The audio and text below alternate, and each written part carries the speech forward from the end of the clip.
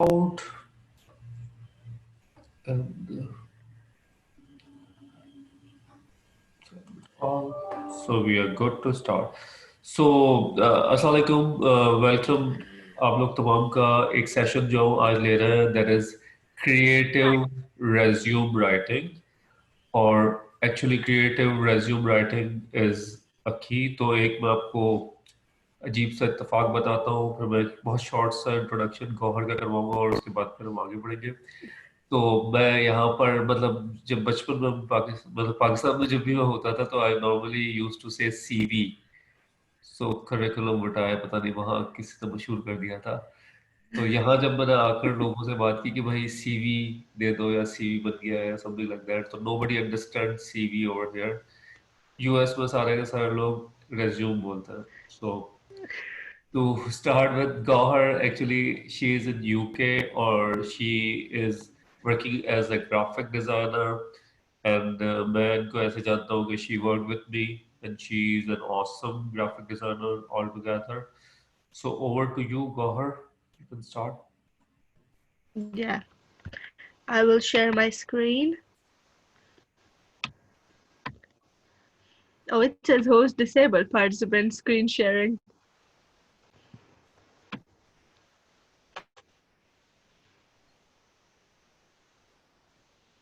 Your host.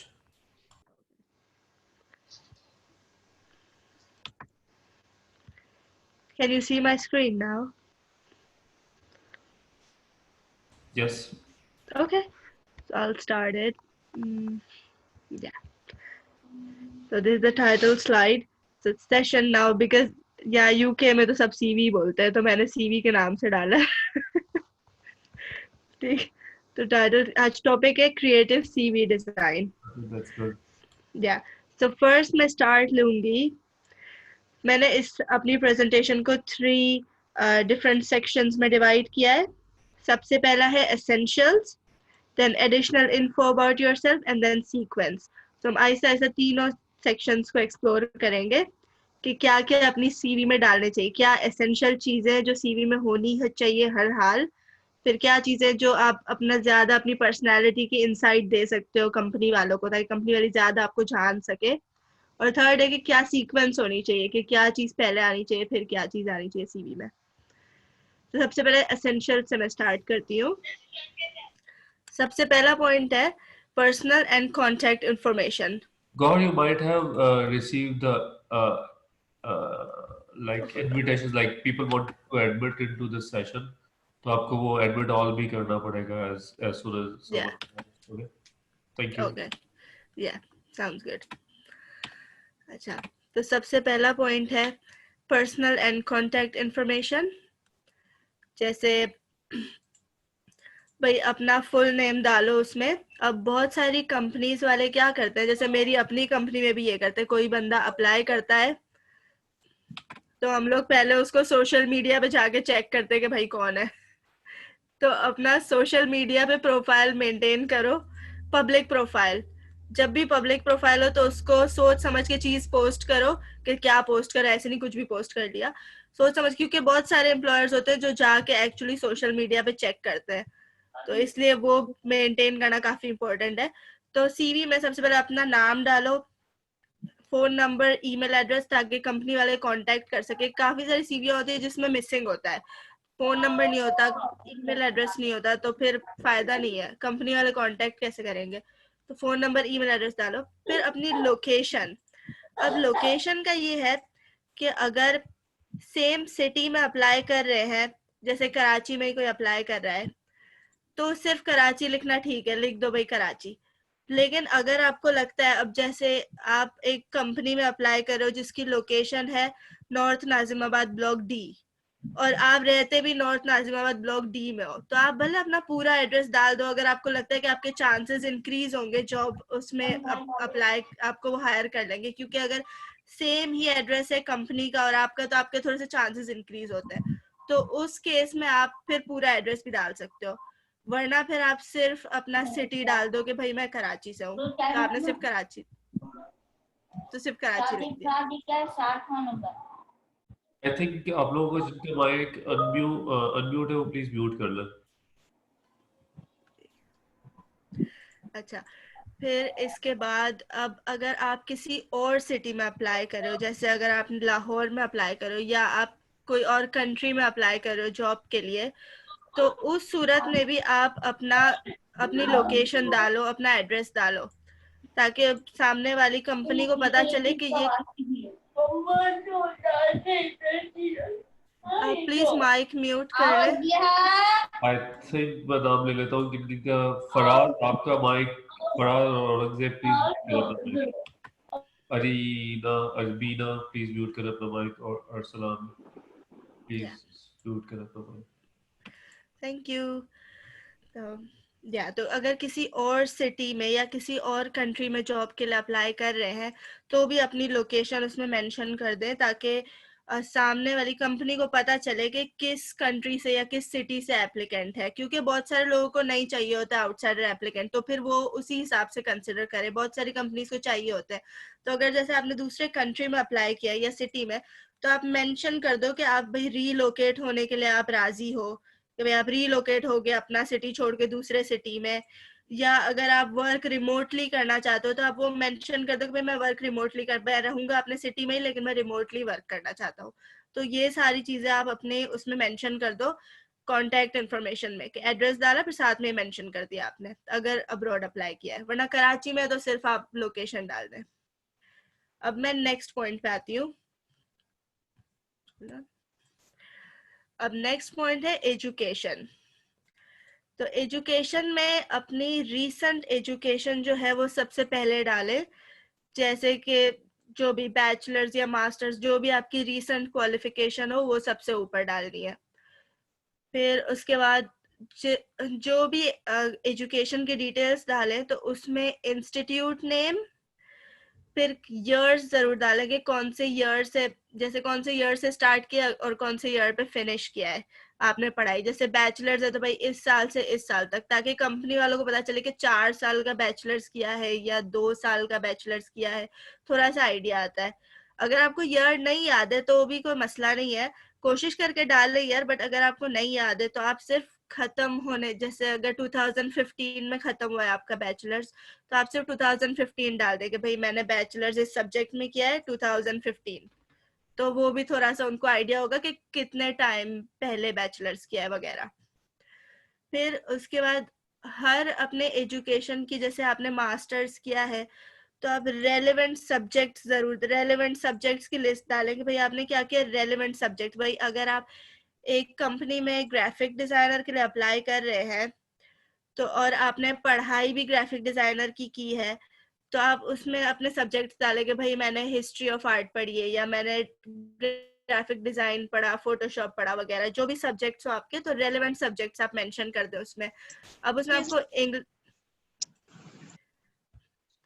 Ma'am अगर जैसे हम कंप्यूटर साइंस के स्टूडेंट्स हैं, तो हमारे तो बहुत सारे सब्जेक्ट्स हम पढ़ते हैं, कोर्सेज होते हैं हमारे, तो वो सब तो हम मेंशन नहीं कर सकते। नहीं, आपको सारे नहीं करने। जैसे आप जिस जॉब के लिए अप्लाई, जैसे आप एक वर्डप्रेस डेवलपर के लिए अप्लाई कर रही है, तो आपको उससे रिलेटेड सब्जेक्ट्स मेंशन करने के, भाई आपको वर्डप्रेस पढ़ा है आपने, या आपने पीएचपी पढ़ा है, या जो भी रेलेवेंट हो। बाकी आपको उर्दू, इस्लामियात, पाक स्टडीज ये सब मेंशन करने की नीड नहीं है, जो भी रेलेवेंट सब्जेक्ट्स हो। पहले 100 रुपए दिए बोलता मैम। एक क्वेश्चन मेरा भी है, if you like to entertain. Ma'am ये पूछ रहा था कि हम मोस्टली ऐसा कर रहे होते हैं कि एक ही सीवी जो है सेम सब्जेक्ट के साथ और सेम ऑब्जेक्टिव के साथ जो है हम डिफरेंट जॉब्स पे अप्लाई कर रहे होते हैं ना, यानी कि जो जॉब की स्पेसिफिकेशंस होते हैं हम उनको समटाइम कंसिडर नहीं कर रहे होते, तो लाजमी है कि हर बार जॉब पे अप्लाई करने के लिए सीवी को मॉडिफाई किया जाए? मैं ये सजेशन दूंगी कि अगर कोशिश कर सको तो मॉडिफाई करो, रेलेवेंट चीजें डालो। लेकिन अगर अगर नहीं हो सकता है तो फिर नहीं, आपने हाथ उठाया, आप भी जवाब दे खुर्रम, ये बहुत ही अच्छा सवाल है। और मेरा जाती ख्याल ये है कि आप जो है, देखो सीवी आपको जॉब करनी होती है कम से कम भी साल के लिए, 1.5 साल के लिए। तो साल 1.5 साल के जॉब के लिए अगर आप अपने 2 घंटे सीवी पे लगा लोगे तो कोई भी बैड सीन नहीं है। बहुत अच्छा सवाल है। और मेरे हिसाब से अगर आप किसी भी प्रोफेशन में हो, मल्टीपल अगर आपकी लाइन जाती है, मिसाल के तौर पर ग्राफिक डिजाइनिंग में आप वर्डप्रेस भी हो लेकिन आप फोटोशॉप भी हो, तो आप जब फोटोशॉप के से रिलेटेड जॉब के लिए अप्लाई करो, आई बिलीव कि आपकी जो है ना सीवी चेंज होगी, डेफिनेटली फायदा होगा। क्योंकि जब हमारे पास काफी सैकड़ों सीवीज आती है, तो हम जब वेट करते हैं तो सबसे पहला एरिया जब आप रिजेक्ट होते हो वो आपके रेज्यूम या सीवी पे ही रिजेक्ट हो जाता हो। तो अगर आपने रेलेवेंट चीजें नहीं लिखी तो जो है ज़ाहिर है आप फेल हो जाओगे। और अगर कोई और आया हो तो आप प्लीज एडमिट कर लीजिए उनको। ठीक है। फिर इसके बाद अच्छा, अब कोई भी आपने जैसे बैचलर्स किया है और उसमें आपके मार्क्स इतने अच्छे नहीं आए थे, तो आपको मेंशन करने की नीड नहीं है। अगर मार्क्स बहुत अच्छे हैं तो ही मेंशन करना, अगर इतने ज्यादा अच्छे नहीं थे तो वो डालने की जरूरत नहीं है, क्योंकि अगर लो मार्क्स डाले तो वो ज्यादा बुरा करेगा अच्छा करने की जगह, वो ज्यादा गलत हो जाएगा। तो इससे अगर बुरे मार्क्स है तो वो ना डाले प्लीज। फिर अच्छा, अब जैसे बैचलर्स और मास्टर्स वो डाल दिया आपने, फिर जब स्कूलिंग की बात आती है तो आप स्कूलिंग में, क्योंकि कंपनी वालों को एक्चुअली आपकी स्कूलिंग से कोई इंटरेस्ट नहीं है क्योंकि अगर आपने बैचलर्स मास्टर्स किया है तो ऑब्वियसली आपने स्कूलिंग कंप्लीट की है। बट अगर आप चाहे तो जैसे स्कूल का क्या प्राइमरी स्कूल है तो आपने उसका नाम डाल दिया कि भाई मैंने इस स्कूल से पढ़ा है, और सिर्फ ईयर डाल दिया कि भाई इस ईयर में मैंने अपना मैट्रिक खत्म किया है, बस मैट्रिकुलेशन 2019 और स्कूल का नाम। ज्यादा इंफॉर्मेशन स्कूल की डालने की नीड नहीं है। और अगर आपको जैसे सीवी आपको हो रहा है कि बहुत लंबी हो रही है आपकी सीवी, तो आप स्कूल का हटा भी सकते हैं। बट क्योंकि अगर आपकी हाई स्कूल और बैचलर्स मास्टर्स की आपकी डली हुई ऑलरेडी इंफॉर्मेशन, तो फिर स्कूल की इतनी इंपॉर्टेंट नहीं रहती है। बट डालना है तो डाल सकते हैं, स्पेस है तो बिल्कुल डाल सकते हैं, बट अगर स्पेस नहीं है उस केसेस में फिर भी डिटेल्ड नहीं डालनी है। अब एजुकेशन के बाद मैं थर्ड चैप्टर पे आती हूँ। अब ये सबसे ज्यादा इम्पोर्टेंट चैप्टर है, वर्क एक्सपीरियंस। ये सबसे इम्पोर्टेंट है अपनी सीवी में। तो अब अगर किसी के पास वर्क एक्सपीरियंस नहीं है तो भी कोई मसला नहीं है, तो वो एजुकेशन वगैरह सेक्शंस डाले, क्योंकि हर कोई हमेशा स्टार्ट में बिगिनर होता है, तो जरूरी नहीं है सबके पास वर्क एक्सपीरियंस हो। या गो अहेड। अच्छा देखिए, वर्क एक्सपीरियंस के लिए मैंने पहले भी आप लोगों से जिस तरह से डिस्कस किया था कि सबसे बेस्ट पार्ट ये हो सकता है कि आप कुछ वॉलंटियरली कुछ काम कर लो, ठीक है ना, और मतलब उसके थ्रू भी आप वर्क एक्सपीरियंस को ले सकते हो। अच्छा, एक और सवाल है कि it is necessary to CV page one page only. देखिए, इसमें बचपन में मैं समझता था कि 3 पेज 4 पेज ज्यादा अल्फाज होंगे तो ज्यादा बेहतर है। आजकल का जो ट्रेंड है वो 1 पेज का ट्रेंड है। वैसे आजकल का ट्रेंड 1 पेज का ट्रेंड है। बिल्कुल। नाइस क्वेश्चन इरज। ओके, सो सो वर्क एक्सपीरियंस में सबसे पहले कंपनी का नाम, आपकी क्या पोजीशन थी कंपनी में, कितने साल आपने उस पोजीशन पे काम किया, ये सब मेंशन करना है। और फिर क्या जॉब रिस्पॉन्सिबिलिटीज थी आपकी उस पोजीशन में। जैसे एक जगह, अब इसमें भी मल्टीपल पोजीशंस डाल सकते हो। अब जैसे एक कंपनी में आप पहले एज ए ग्राफिक डिजाइनर काम करते थे, 1 साल आपने एज ए ग्राफिक डिजाइनर काम किया, फिर उसके बाद आपकी प्रमोशन हो गई, आप सीनियर ग्राफिक डिजाइनर बन गए, तो आप उसको दूसरी एक और पोजीशन डाल सकते हो कि भाई पहले graphic designer 1 year same company का नाम, फिर दूसरी position senior graphic designer 2 months और 2 मंथ्स टू प्रेजेंट, और जिस तरह भी डालना है। बट आप मतलब उसको 2 पोजीशंस डाल सकते हैं अगर आपकी प्रमोशन हो जाती है तो और सारी वर्क रिस्पॉन्सिबिलिटीज डालनी काफी जरूरी है, ताकि कंपनी में जब आप जॉब के लिए अप्लाई करें उनको पता चले कि क्या क्या इस बंदे को आता है, क्या क्या ये ऑलरेडी काम कर चुका है। तो रेगुलर जैसे प्रिंट प्रोडक्शन या कुछ भी, जो भी वेब डिजाइन वेब डेवलपमेंट से रिलेटेड जो भी चीजें आपकी है, सब डिटेल में डालो कि जो जो भी आपकी रिस्पॉन्सिबिलिटीज है। फिर कभी ये भी होता है कि जॉब्स में आप अपने जूनियर्स को गाइड भी कर रहे होते हो कि जूनियर्स का काम चेक करना, जूनियर्स को गाइड, तो वो भी आप डाल सकते हो कि मैं अपनी जूनियर्स का भी काम चेक करता था, तो आपकी वो भी पॉइंट्स अच्छे आ जाते हैं कि भाई हाँ इसको लीडरशिप एक्सपीरियंस भी नहीं है वगैरह। तो वो सब रिस्पॉन्सिबिलिटीज अच्छे से डालो। फिर सबसे रीसेंट जो आपका एक्सपीरियंस हो वो सबसे ऊपर डालना। सबसे मेन आपका रीसेंट एक्सपीरियंस होना चाहिए और सबसे ज्यादा डिटेल्ड उसका होना चाहिए रीसेंट एक्सपीरियंस का। फिर एवरीडे रिस्पॉन्सिबिलिटीज का मैंने कवर कर लिया कि एवरीडे रिस्पॉन्सिबिलिटीज डालनी है आपको। फिर फिर आप जैसे जिस भी सॉफ्टवेयर्स पे काम करते हो अपनी जॉब में, जैसे फोटोशॉप या प्लेटफॉर्म्स कोई भी हो, वर्डप्रेस, तो वो सारे वर्ड्स खास यूज करना, क्योंकि जब भी कंपनी वाले आपकी सीवी देखेंगे तो वो खास ये वर्ड्स देखेंगे, भाई इसने वर्डप्रेस मेंशन किया या मेंशन ही नहीं किया, या फोटोशॉप मेंशन किया या मेंशन ही नहीं किया। तो ये वर्ड्स खास डालना, जो भी जिस भी जॉब को टारगेट कर रहे हो उससे रिलेटेड वर्ड्स अगर आपने काम किया है कंपनी में तो वो जरूर मेंशन करना रिस्पॉन्सिबिलिटीज में। अब मैं नेक्स्ट सेक्शन पे जाऊंगी, पोर्टफोलियो। तो एक वर्क एक्सपीरियंस आपका बहुत मेन है और फिर एक पोर्टफोलियो आपका बहुत मेन है। जिन भी जॉब पोजीशन पे पोर्टफोलियो अप्लाई होता है उनमें, अब जैसे एक ग्राफिक डिजाइनर है या एक वेबसाइट डेवलपर है, तो दोनों में पोर्टफोलियो आपका वो इसमें आप दिखा सकते हो पोर्टफोलियो, या और भी बहुत सारी लाइन है जिसमें आप पोर्टफोलियो दिखा सकते हो अपना।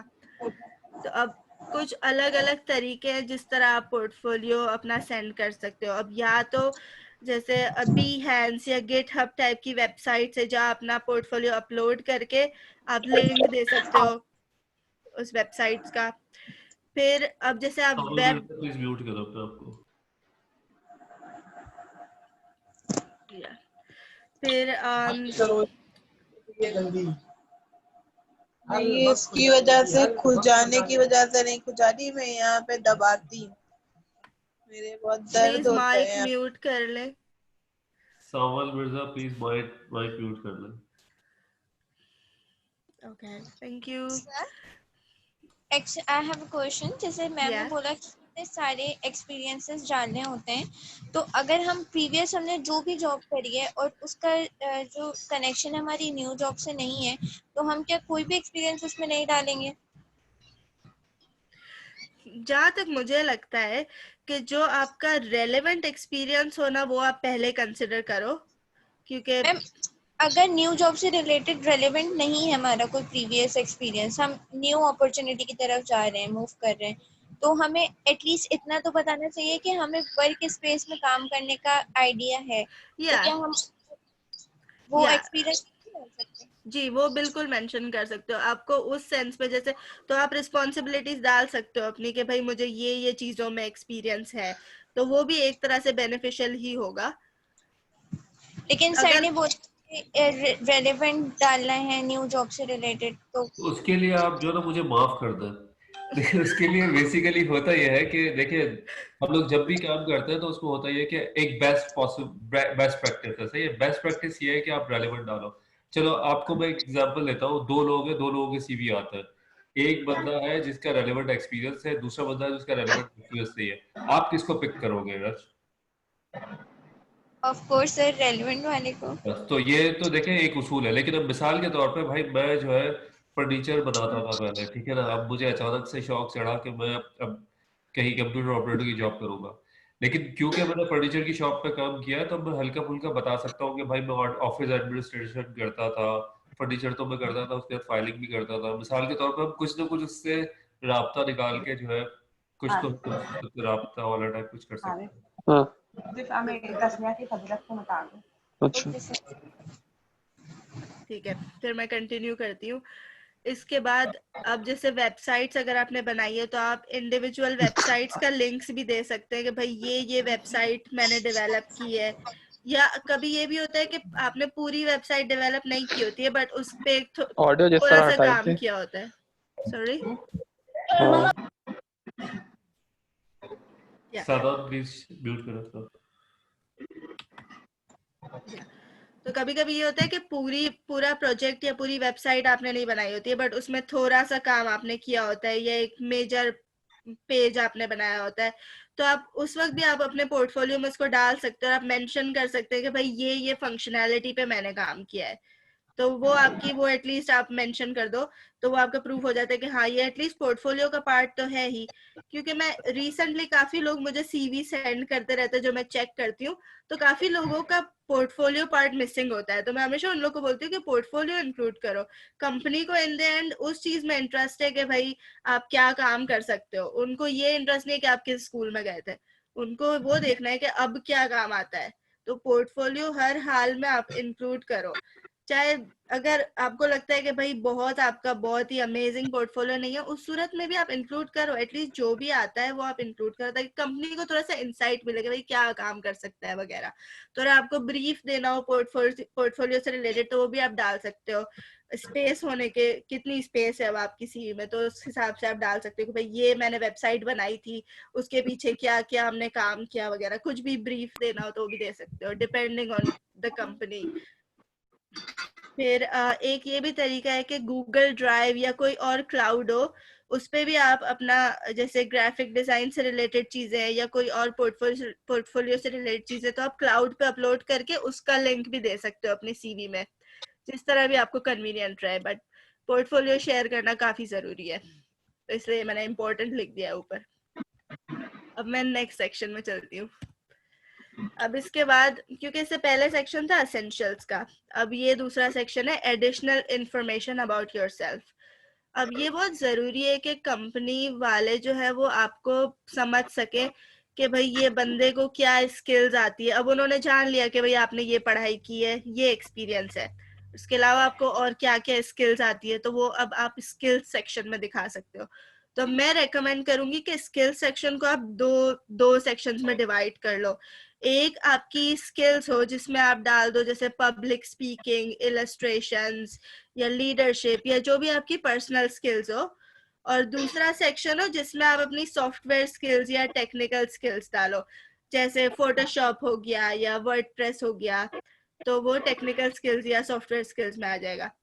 फिर अब स्किल्स को, जैसे अगर सॉफ्टवेयर स्किल्स टेक्निकल स्किल्स है, तो आई थिंक उसको रेट करने का काफी अच्छा ऑप्शन है कि बंदा रेट कर दे। अब जैसे ये जो मैंने एक सैंपल की सीवी भी अटैच की हुई है, थोड़ी सी लो रेज है बट एक आइडिया के लिए, तो इसमें भी इस बंदे ने स्किल्स के सेक्शन को दो सेक्शंस में डिवाइड किया है, एक स्किल्स है और एक सॉफ्टवेयर है, और इसने रेटिंग भी दी हुई है कि भाई इसको, जैसे अगर फोटोशॉप आता है, अगर 1 to 10 तक आपको लगता है आपको 7 रेटिंग है आपकी फोटोशॉप में, तो वो आप लिख दो कि भाई इस फोटोशॉप मुझे 1 to 10 में से 7 तक आता है, या प्रीमियर है तो मुझे 4 आता है, तो भी कोई गलत बात नहीं है। जिस हिसाब से आपकी रेटिंग हो वो आप रेटिंग लिख दो, ताकि अब जैसे मुझे प्रीमियर आता है बट मुझे 10 से अगर मैं रेट करूंगी तो मुझे 4 जितना आता है। अब मैं अगर लिख दूं कि मुझे 10 आता है और फिर मैं कंपनी में गई और उन्होंने मुझे प्रीमियर के काम दे दिए, तो मैं तो फंस जाऊंगी। तो इसमें झूठ नहीं बोलना, जितना आता हो ऑनेस्टली उतनी रेट कर देना कि भाई 2 आता है तो 2 कर देना, वो भी मसला नहीं है, एटलीस्ट आता तो है, एटलीस्ट आता है, सीखने की एक चाहना है तो कोई मसला नहीं है। लेकिन रेटिंग करने का एक ऑप्शन अच्छा है, अगर जो भी चीजें ज्यादा आती हो, जैसे फोटोशॉप ज्यादा आता है, तो आई थिंक रेटिंग का ऑप्शन अच्छा है। फिर मैं नेक्स्ट में चलती हूँ। अच्छा, अब नेक्स्ट है हॉबीज एंड इंटरेस्ट। अब ये मेरी कंपनी में ये बहुत मेरी कंपनी में कोई भी अप्लाई करता है तो हम लोग, क्योंकि काफी छोटी सी टीम है, तो हम लोग को ये चीज बहुत मैटर करती है कि सामने वाले बंदे के इंटरेस्ट क्या है। कोई बहुत अलग इंटरेस्ट वाला बंदा हो, हम लोग से बिल्कुल ही अलग दिमाग वाला हो, तो फिर वो हम लोग ब्लेंड इन नहीं हो पाएगा। तो ये चीज मेंशन करने में हमें ऐसा लगता है कि इतना इम्पोर्टेंट नहीं होगा, लेकिन ये काफी इम्पोर्टेंट है, क्योंकि जब मैं भी सीवीआर देखने बैठती हूँ अपनी कंपनी में, तो मैं सबसे पहले देखती हूँ इसकी हॉबी क्या है, क्योंकि वो एक मैटर करता है कंपनी में। तो अगर स्मॉल टीम हो तब तो मैटर करता ही है, बट आई थिंक कोई भी कंपनी में ये चीजें मैटर करती है। तो सबसे थोड़ा सा एक पर्सनालिटी की इंसाइट मिलती है। तो कुछ भी जो आपके रीजनेबल इंटरेस्ट हो, रीजनेबल इंटरेस्ट डालना है आपको, क्योंकि है तो प्रोफेशनली। अब ऐसा नहीं कि आप 24 घंटे गेमिंग के एडिक्ट हो, तो ये आपको नहीं लिखना है कि मैं 24 घंटे गेमिंग करता हूँ, ऐसे भी नहीं। लेकिन जो भी रीजनेबल इंटरेस्ट हो आप लिख दो कि हाँ मुझे गेमिंग का शौक है, मुझे कुकिंग का शौक है, या जो भी इंटरेस्ट हो आपके या हॉबीज हो, तो वो भी मेंशन कर देना। फिर इसके बाद है, अच्छा, ये चीजें जो है ये कंपलसरी नहीं है, बट ये अगर मेंशन कर दो तो इससे आपकी सीवी की वैल्यू काफी बढ़ती है, जिसमें वॉलंटरी वर्क एक्सपीरियंस, जो नूर सर ने भी मेंशन किया कि वॉलंटरी वर्क एक्सपीरियंस आप लोग मेंशन कर सकते हो, चाहे आपके पास प्रोफेशनल एक्सपीरियंस दूसरा है या नहीं, दोनों सूरतों में आप वॉलंटरी एक्सपीरियंस अगर आपका है तो आप हर हाल मेंशन कर सकते हो। फिर रेलेवेंट सर्टिफिकेशंस या कोर्सेज के, जैसे आपने भाई यूडेमी से कोई कोर्स किया है या कहीं और से भी कोई सर्टिफिकेशन की है तो वो आप बिल्कुल मेंशन कर सकते हो उसमें। फिर लैंग्वेजेस, आई थिंक लैंग्वेज का भी एक अच्छा ऑप्शन है, हर जगह रिक्वायर्ड नहीं होता है लेकिन आप एक मेंशन कर सकते हो, अगर आपको बहुत सारी लैंग्वेजेस आती है तो आप लिख सकते हो कि मुझे ये लैंग्वेज आती है।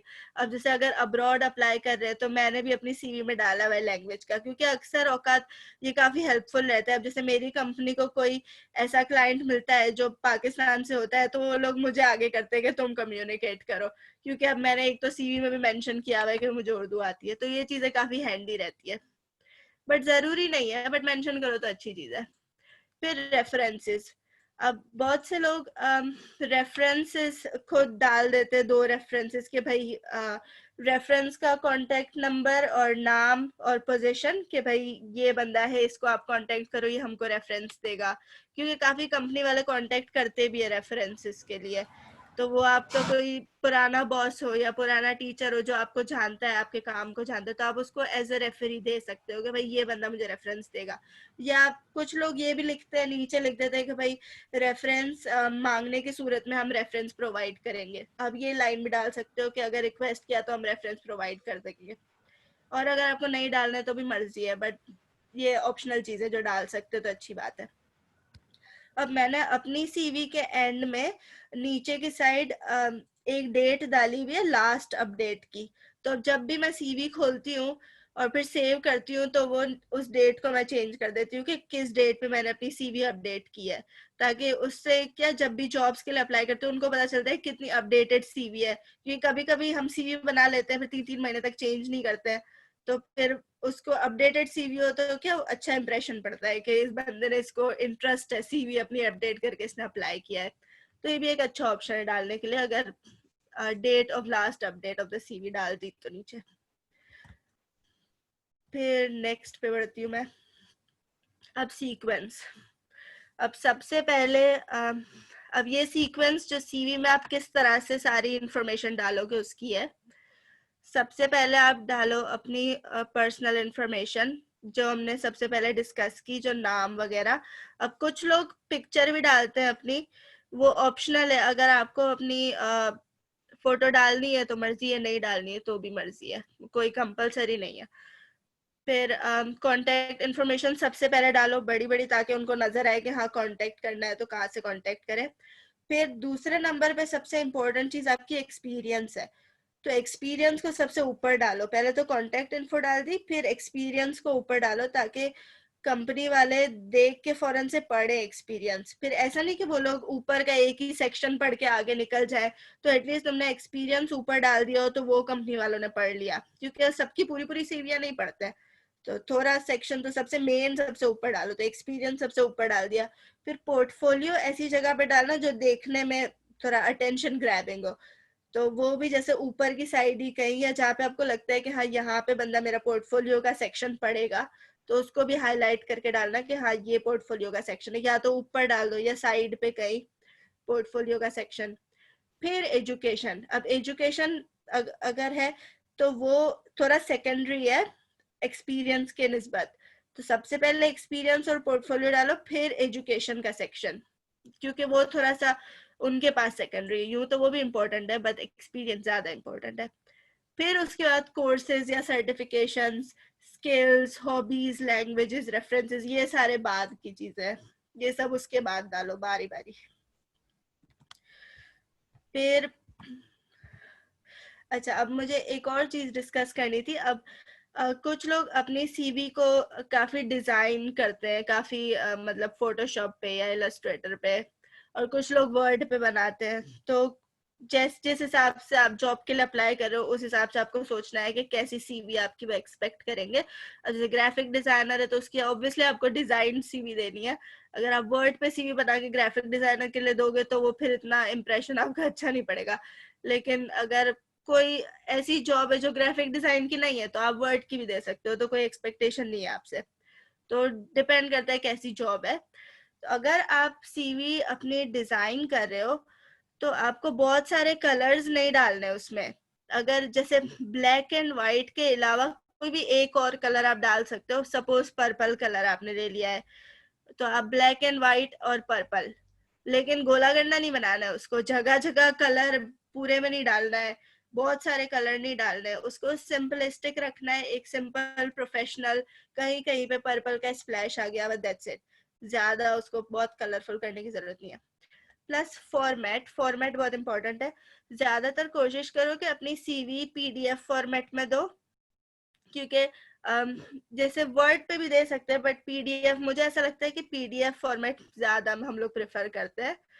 प्लस जेपैग जो है, मुझे ये लगता है कि जेपैग में अपनी सीवी मत देना, क्योंकि काफी कंपनीज क्या करती है, जो बहुत बड़ी बड़ी कंपनीज होती है, उनके पास जैसे दिन के हिसाब से अगर 5,000 सीवियां आ रही है, तो वो लोग एक अपना सिस्टम रख लेते हैं जिसके अंदर सारी सीवीज स्कैन होती है, सारी पीडीएफ्स, तो वो क्या कीवर्ड्स उठाती है, जिसे उन्होंने कीवर्ड डाल दिए कि भाई फोटोशॉप, वर्डप्रेस, तो वो जो सिस्टम होता है वो सारी सीवीओ में से कीवर्ड्स उठाता है और फिर वो सीवीज को शॉर्टलिस्ट करता है। तो अगर आपने जेपैग दे दी तो वो उसमें तो जेपैग में से तो कीवर्ड नहीं उठा पाएगा वो, अगर पीडीएफ होगी तो कीवर्ड उठा लेगा। तो आई थिंक पीडीएफ ज्यादा सूटेबल फॉर्मेट है, पीडीएफ, या फिर अगर वो नहीं हो रहा है तो फिर वर्ड भी चलेगा, या फिर अगर कोई भी ऑप्शन नहीं है तो जेपैग भी चलेगा, लेकिन ज्यादा सूटेबल पीडीएफ फॉर्मेट है। फिर इसके बाद ये स्लाइड, अब सीवी को बहुत लंबा मत बनाना, ये एडिशनल नोट से थोड़े बहुत लंबी नहीं बनाना। जैसे नूर सर ने कहा कि एक पेजर रखो, एक पेजर सीवियां ही ज्यादा चल रही है। अब क्योंकि मेरी अपनी सीवी की जहां तक बात करें तो मेरी अपनी सीवी 2 पेजेस की है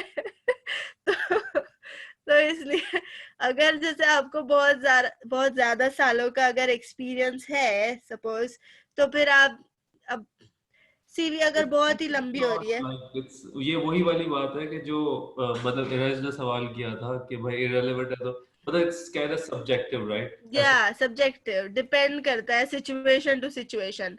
हाँ, तो अब मेरी अपनी सीवी क्योंकि लंबी है, तो अगर आपको जैसे बहुत ही एक्सपीरियंस, आपको काफी लंबा हो रहा है और आपको लग रहा है हर चीज डालनी बहुत जरूरी है, आप शॉर्ट नहीं कर पा रहे, तो उस केसेस में चलो 2 पेज हो गए, लेकिन आप ज्यादा कोशिश करो कि आप शॉर्ट रखो उसको, स्नैपी रखो, पढ़ने में आसान हो, जो इम्पोर्टेंट चीज है उसको आप बड़ी बड़ी डालोगे, भाई दिखने में आए जरा, पहले मोटा मोटा सब इम्पोर्टेंट पॉइंट्स, अपना एक्सपीरियंस डालो, अपना पोर्टफोलियो, ये सब चीजें मेनली इजी टू, सब टू द पॉइंट, और इजी टू रीड और everything, to the point, catchy and interesting to read, ये मैंने तीनों पॉइंट्स यहाँ हाईलाइट भी कर दिए है।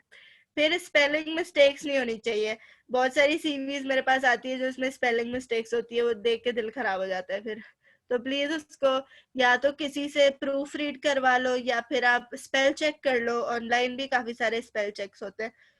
या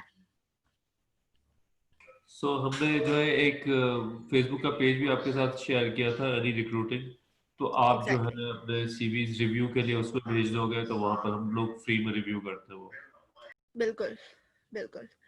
तो यहाँ पर मेरे सारे पॉइंट्स खत्म होते हैं, अब आप लोग के जो भी क्वेश्चन हो तो आप बता सकते हैं। लास्ट स्लाइड में ऑल द बेस्ट की भी डाली है, क्योंकि सीवी बनाना है, काफी सीवी बनाने के बाद का जो मरहला है वो काफी अटेंशन वाला है, तो आपको सबको ऑल द बेस्ट जो जो अप्लाई करें जॉब्स के लिए। अब जो भी क्वेश्चन हो तो प्लीज यू कैन आस्क। या अच्छा देखो, एक बहुत मैं जबरदस्त बात कह रहा हूँ आप लोगों से, वो समझने वाली बात है। तो समझने वाली बात ये है कि इसको बिल्कुल अच्छी तरह समझना कि जो हायरिंग होती है वो आपकी, मतलब जब इंटरव्यू पे आपको कॉल करता है वो आपको कॉल नहीं किया हो रहा था, आपके सीवी को कॉल कर रहे होते हैं, ठीक है ना? अगर आपका सीवी ही माठा है तो आप समझो यू आर डन, ठीक है? और अगर आपका सीवी फिर भी थोड़ा सा इस्लामी है, ठीक है, फिर भी कुछ चांसेस है कि आपको मिल सकता है यूसीसी। बिल्कुल। किसी का कोई सवाल है तो वो कर सकता है अभी, otherwise we are going to close it.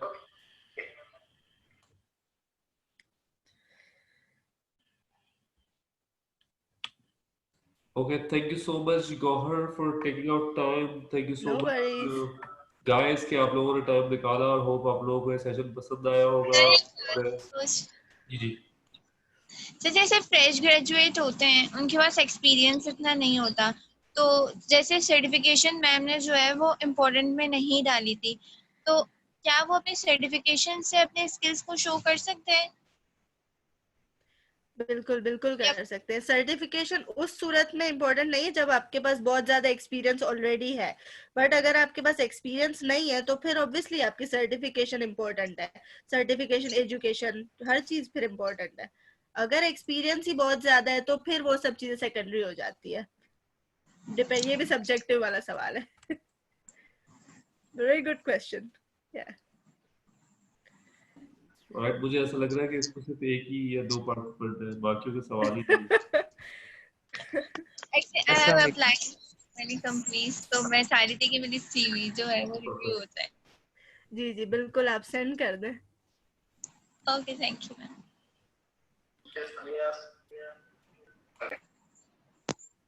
I think thank you so much guys। और ठीक है, मेरी एक दूसरी मीटिंग भी चल रही है साइड बाय साइड। मल्टीटास्किंग। हम खत्म करते हैं सेशन को, और कोई सवाल है तो आप अपने ग्रुप पे भी बिल्कुल दे सकते हो, ठीक है, ताकि हम वहां से कंटिन्यू करें। Thank you so much, bye bye.